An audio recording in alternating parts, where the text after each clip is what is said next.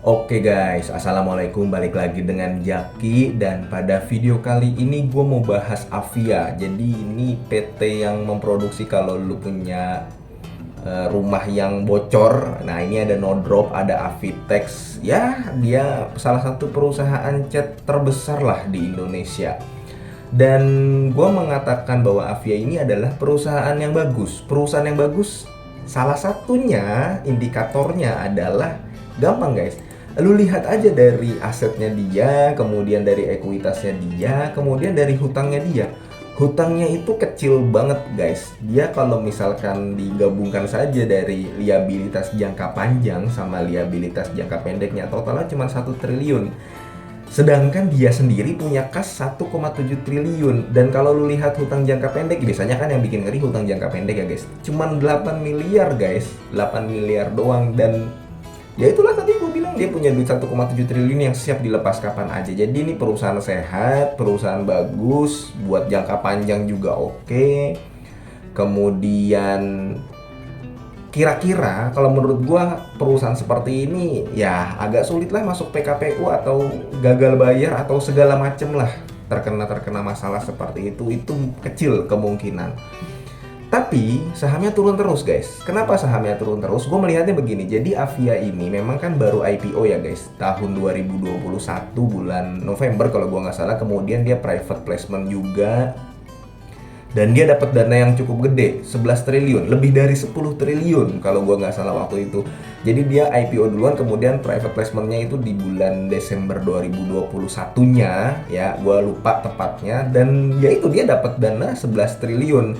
Dan lu bisa lihat guys di laporan keuangannya yang tadinya di asetnya hanya 5 triliun, ya dia jadi 10 triliun. Terutama kenaikan yang paling signifikan adalah di investasi pada surat utang negara. Dan dari investasinya ini sendiri dia bisa dapat sekitar 200 miliaran sendiri guys. Lu bisa lihat laporan keuangannya di tahun 2022. Jadi ini perusahaan yang ownernya kalau gue melihat adalah dia dapat duit, dia tidak serta merta menggunakan. Memang gini, ketika si perusahaan dapat duit besar itu kan nggak gampang ya guys. Alokasi dananya untuk beli apa nih ke depannya, kemudian untuk ekspansi apa.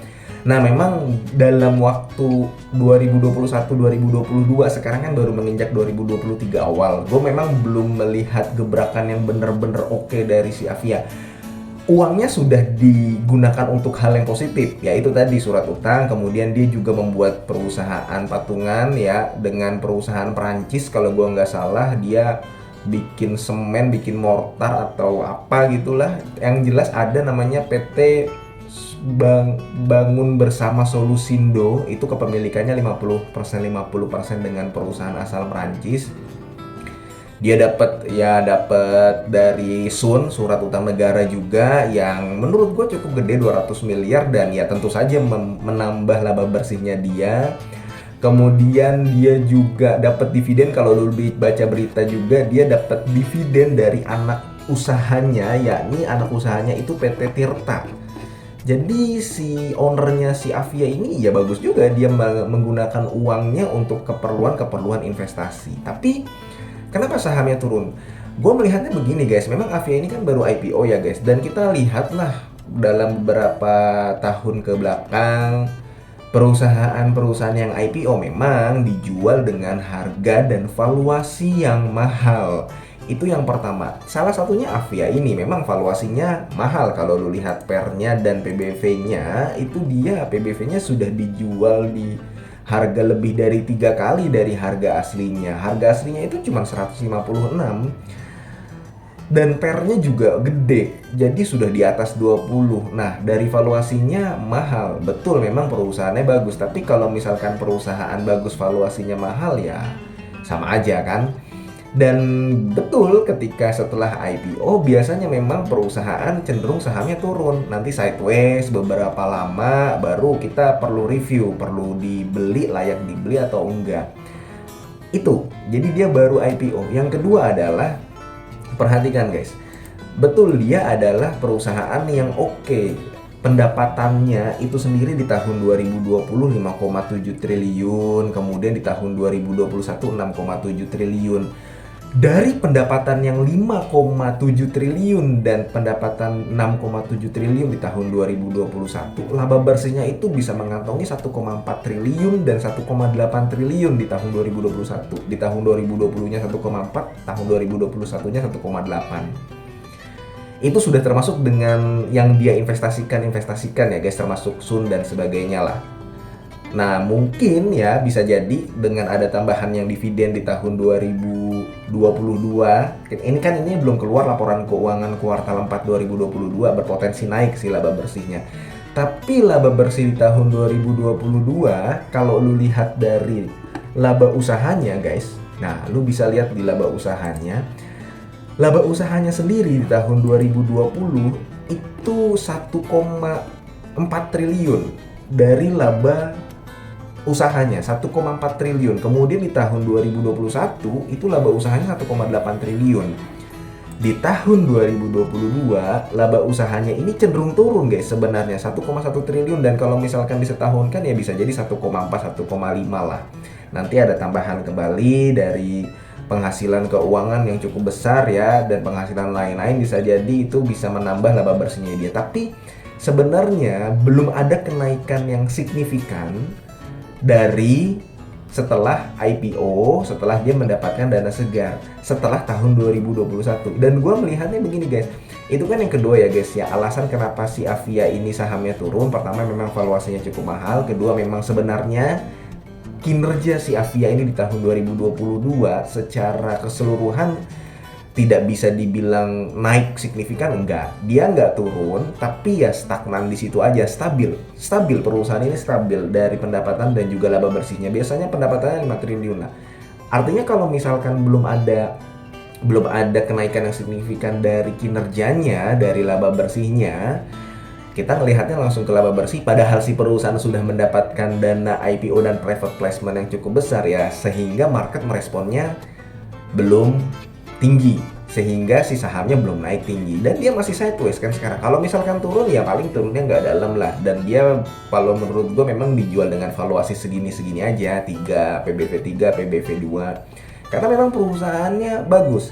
Ditambah begini guys, berhubung dia memang hutangnya kecil, nah yang menarik dari Avia ini, dia berpotensi membagi dividen payout ratio yang cukup jumbo. Dia ini kan sudah membagikan dividen payout ratio 43%-an ya. Dia EPS-nya di tahun 2022 berpotensi mencapai 23 perak per lembar. Dengan harga 600 ya cukup mahal ya sebenarnya.